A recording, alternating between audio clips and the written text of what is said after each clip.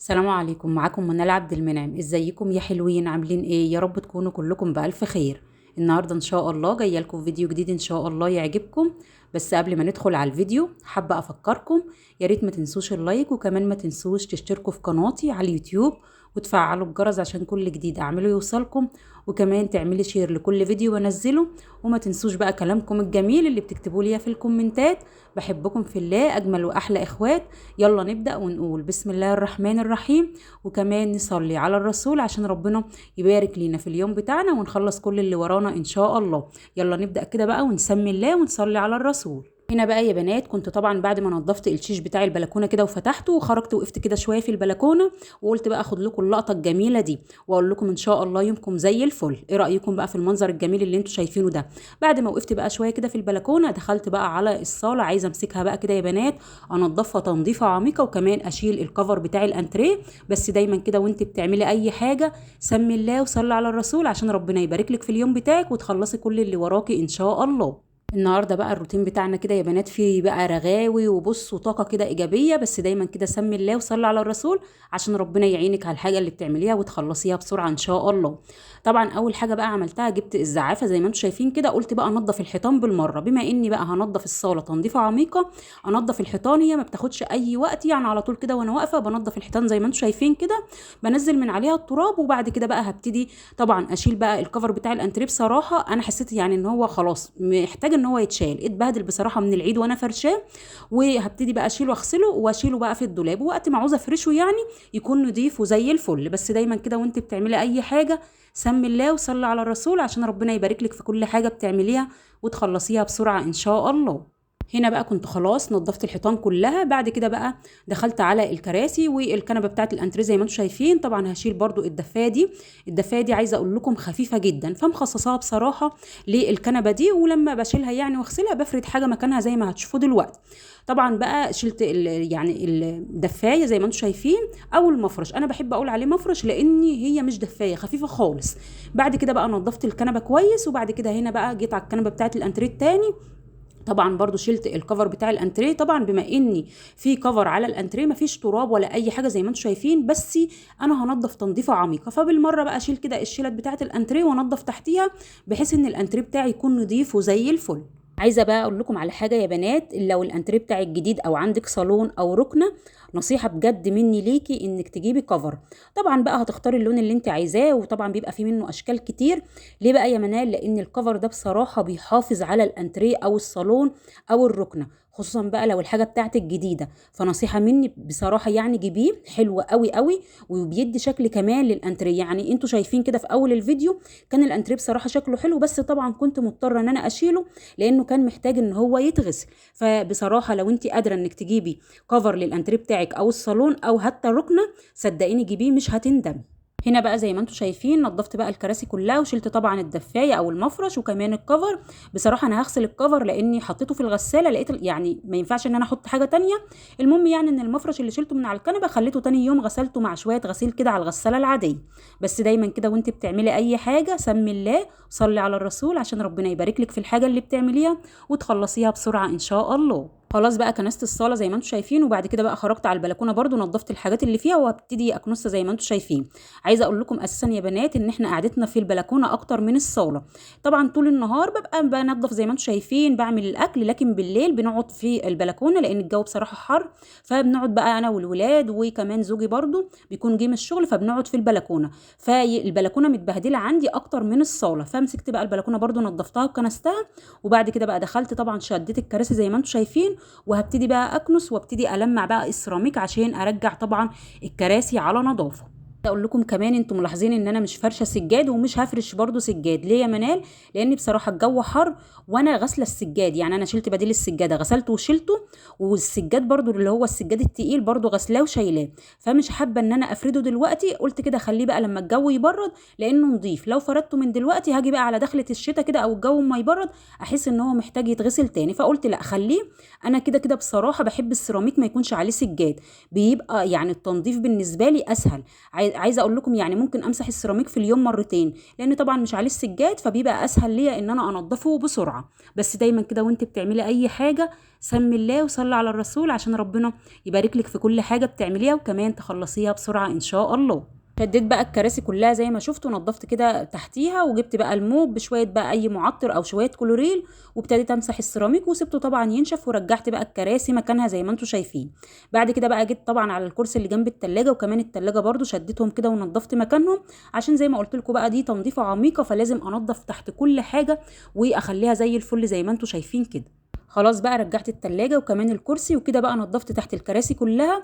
بعد كده بقى هبتدي اجيب المقشة واي بقى يعني منظف عندك، ممكن كمان شوية صابون مواعين، يعني الموجود عندك مش هيقول لا. وابتدي بقى رغي كده. عايزه اقول لكم بقى الله على الرغاوي دي، بتخلي كده تحسي بنشاط وتحسي انك عندك طاقه عايزه تعملي حاجات اكتر واكتر. فبصراحه بقى رشيت شويه ميه كده حلوين وابتديت ارغي. الحركه دي مش دايما بعملها، بس بما اني شايله السجاد لازم اعمل كده. ليه بقى؟ لان ممكن بقى اي حاجه تقع من ايد الولاد، اي حاجه كده وقعت على السيراميك، فلازم بقى بالمقشه كده وابتدي بقى ادعك وانضف بقى السيراميك كده اخليه بيبرق. وبعد كده بقى الرغوه دي هبتدي اشدها بالمساحه، وبعد كده هجيب الموب بقى وابتدي طبعا امشي على السيراميك، هيلمع ويبقى زي الفل زي ما هتشوفوا دلوقتي. عايزه بقى اقول لكم حبايب قلبي، لو وصلتوا معايا لحد اللحظه الجميله دي ما تنسوش بقى تحطوا لي اللايك، وكمان تكتبوا لي كلمه حلوه في الكومنتات، وتعرفوني بقى ان الفيديو اللي انا بنزله كده بيشجعكم وبتتحفزوا منه. ربنا يخليكم ليا ويديمكم في حياتي اجمل واحلى اخوات في الدنيا. بحبكم في الله ودايما مع بعض يا بنات، اللهم امين يا رب العالمين. عايزه بقى كمان يا بنات ارحب طبعا بكل اخواتي الجداد اللي دخلوا لي على القناه. عايزه اقول لهم بقى اهلا وسهلا بيكم، ونورتوني وشرفتوني، ويا رب يكون الفيديوهات اللي بنزلها بتعجبكم، اللهم امين يا رب العالمين. وعايزه بقى اقول لاخواتي طبعا اللي لسه ما اشتركوش في القناه، يلا بسرعه بقى انضم لعيلتنا الجميله. عايزين بقى القناه كده تكبر، ربنا يا رب يكبر بخواطركم جميعا ويخليكم ليا اجمل واحلى اخوات في الدنيا. عايزه بقى كمان اشكر برضو اخواتي اللي معايا من زمان وبيعلقوا لي على كل فيديو بنزله، ربنا يخليكم ليا ويكبر بخواطركم جميعا ودايما مع بعض، والله بحبكم جدا جدا.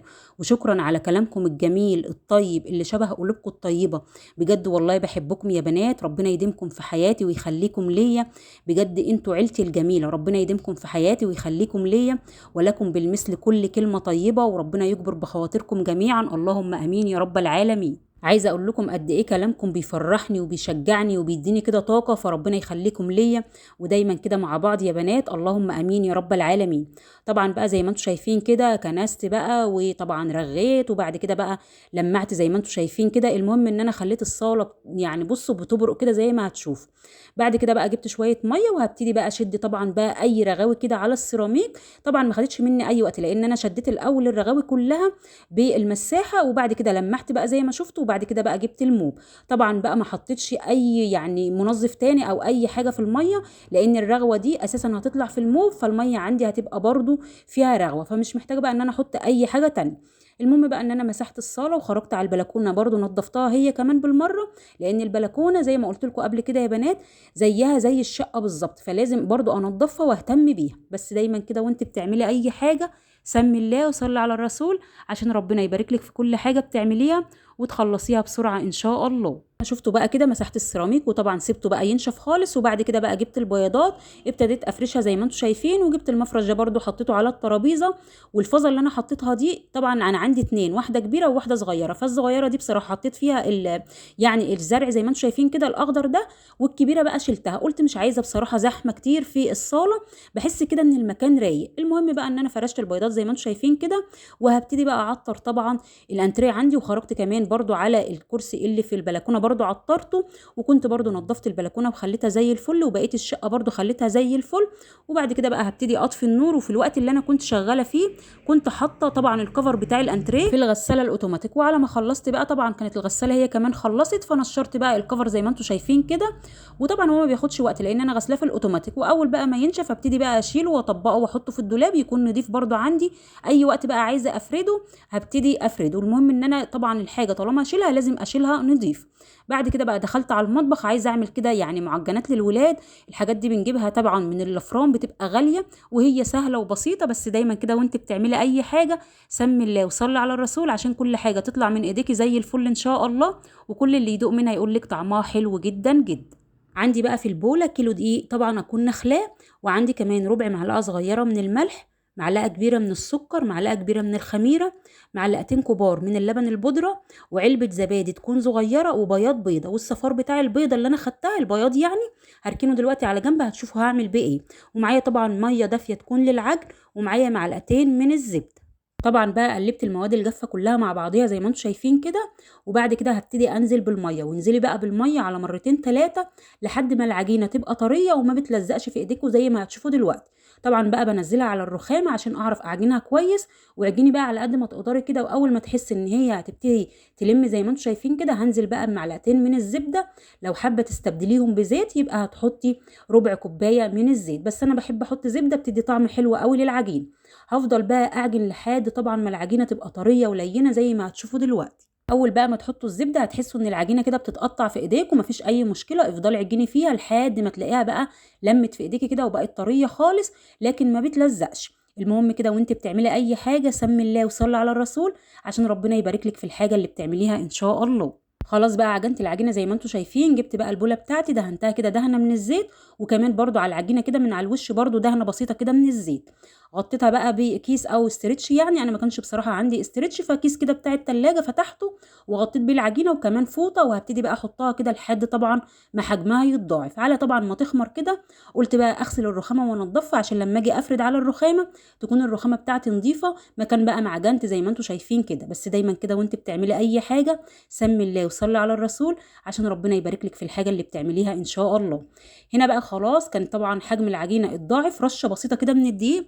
وهبتدي بقى اكور واشكل، يعني عايزه اقول لكم بقى اعملي المقاس اللي انت عايزاه، اعملي بقى مقاس كبير صغير متوسط براحتك خالص. هكور بقى العجينه كلها زي ما انتم شايفين كده، واي صينيه بقى موجوده عندك او بلانشه، ورشه بسيطه كده من الدقيق زي ما انتم شايفين. وهبتدي بقى يعني اكور العجينه كلها عشان تبقى سهل عليا كده وانا بفردها. والعجينه دي يا بنات ينفع تعملي بيها اي حاجه، ممكن كمان لو حابه تعمليها بيتزا هتنفع برضه. المهم ان انا هعملها بالشكل اللي هتشوفوها دلوقتي. طبعا بعد بقى ما كورت العجينه كلها زي ما شفتوا بغطيها عشان تفضل طريه. شويه بقى من الدقيق كده رشه بسيطه يعني على الرخامه، وهبتدي افردها. طبعا افرديها، انا مش عايزاها تكون سميكه لاني هنلفها دلوقتي زي ما هتشوفوا. وطبعا بقى الحشوه براحتك خالص، ينفع تحشيها جبنه زي ما انا عملت، ينفع تحشيها بجبن مشكله، ينفع تحشيها كمان بفراخ، ينفع تحشيها بلحمه. اي حشوه انت حباها احشيها مش هتقولك لا، بس طبعا لو هتحشي لحمه او فراخ لازم تكون مستويه. هنا بقى بفرد زي ما انتم شايفين، وزي ما شفتوا كده انا هحشيها جبنه. عايزه اقول لكم بقى بتبقى سندوتشات كده طعمها تحفه، جنب بقى كوبايه حليب او كوبايه شاي بلبن. طبعا بتنفع للفطار كمان للعشاء، بجد طعمها تحفه، والمقادير بتاعتها بسيطه جدا جدا. المهم كده وانت بتعملي اي حاجه سمي الله وصلي على الرسول، عشان ربنا يبارك لك في الحاجه اللي بتعمليها وتخلصيها بسرعه ان شاء الله. كل اللي يدوق منها يقول لك طعمها حلو جدا جدا. بصراحة لما بكون عاملة معجنات زي دي بتريحني في الفطار وبتريحني كمان في العشاء. بصراحة مش ببقى حاملة هم بقى الفطار، الولاد كده بيقوموا ياخدوا قطعة او اتنين وجنب كوباية بقى حليب او شاي بلبن زي ما قلت لكم، وبيكونوا فطروا الحمد لله. فالحاجات دي بتملى البيت خير وبتنفع قوي قوي. هنا بقى هعمل كذا شكل كده زي ما انتم شايفين. اول شكل كده عملته زي الكرواسون، وتاني شكل كده فتحته بالسكينة زي ما شفتوا ولفيته كده، شكله برضو في الاخر بيبقى حلو قوي لما يستوي، هتشوفوه دلوقتي. وعملت برضو شكل زي الكايزر كده. المهم يعني ابدعي واعملي بقى الاشكال اللي انت حباها، مفيش اي مشكله. المهم كده سمي الله وصلي على الرسول عشان الحاجه تطلع من ايديكي زي الفل ان شاء الله. العجينه دي حلوه ولينه، وكمان عايزه اقول لكم سهله جدا جدا. وشايفين بقى يعني بصي ابدعي كده في العجينه دي واعملي اللي انت عايزاه. طبعا بقى بعد ما بشكلها كلها ببتدي اغطي عليها واسيبها برضو تتخمر مره كمان. هنا بقى بعد ما سبتها طبعا حجمها اتضاعف، عندي بقى صفار البيضه اللي قلت لكم هشيله على جنب. حطيت عليه معلقتين من الحليب ومعلقه صغيره من الخل، وهبتدي بقى ادهن المعجنات زي ما انتم شايفين كده. وطبعا الخطوه اللي انا هعملها دي اختياري، لو مش حابه تعمليها براحتك خالص، بس برضو بتدي طعم حلو قوي للمعجنات. انا عندي حبه البركه والسمسم زي ما انتم شايفين كده. هبتدي بقى احط يعني بقى احط الكميه اللي انت حباها، ولو مش حابه تحطي مفيش اي مشكله. بس بصراحه برضو بتدي شكل حلو للمعجنات، وكمان بتديها طعم حلو قوي قوي. عندي بقى الفرن يكون سخن، بولع من فوق ومن تحت وادخل بقى المعجنات بتاعتي لحد ما تاخد اللون الجميل اللي انتوا شايفينه ده. واول بقى ما بتطلع من الفرن ببتدي اغطي عليه، وبعد ما بتبرد بقى ببتدي اشيلها في صينيه او في علبه واغطي عليها. ايه رايكم بقى؟ شايفين الجمال؟ واحلى حاجه بقى في السندوتش ده ان هو محشي جبنه او اي حشوه انت حباها. جربوا بقى يا بنات السندوتشات دي، متاكده ان هي ان شاء الله هتعجبكم. طريقتها سهله زي ما شفتوا، ما خدتش مننا اي وقت. هنا بقى بحطها على صينيه زي ما انتم شايفين، طبعا كانت بردت، وببتدي اغطي عليها بقى الولاد وقت ما يحتاجوا منها يعني بالف هنا تكون موجوده. ولو حابه برده تحطيها في الفريزر لو عامله كميه يعني وتدخليها الفريزر مفيش اي مشكله. شايفين بقى كيلو دقيق ما شاء الله اداني كميه قد ايه. وبما اني بقى عامله السندوتشات الحلوه دي قلت كده اعمل لي كوبايه شاي. ولحد هنا بقى احبابي الفيديو بتاعي هيكون خلص. لو عجبكم بقى الفيديو ما تنسوش اللايك، وما تنسوش كمان تشتركوا في القناه وتفعلوا الجرس عشان كل جديد اعمله يوصلكم. وكمان تعملي شير لكل فيديو بنزله. وما تنسوش بقى تقولوا لي رأيكم طبعا في الكومنتات في كل فيديو بنزله، عشان طبعا رأيكم بيهمني جدا جدا. بصراحة بقى كنت حابة أشرب كوباية شاي جنب السندوتشات دي، وزي ما قلت لكم بقى السندوتشات طبعا محشية بالجبنة، فجنب الشاي بقى أو حليب بيبقى طعمها تحفة. ما تنسوش بقى يا بنات تحطوا لي اللايك وتقولوا لي رأيكم كمان في الفيديو، وبحبكم في الله. ربنا يخليكم ليا ويديمكم في حياتي أجمل وأحلى إخوات في الدنيا. بعد بقى ما عملت كوباية الشاي الجميلة دي بحب أحط عليها قرنفل، بحب طعمه يعني مع الشاي. بحبكم في الله، كنت معاكم منال عبد المنعم، سلام عليكم.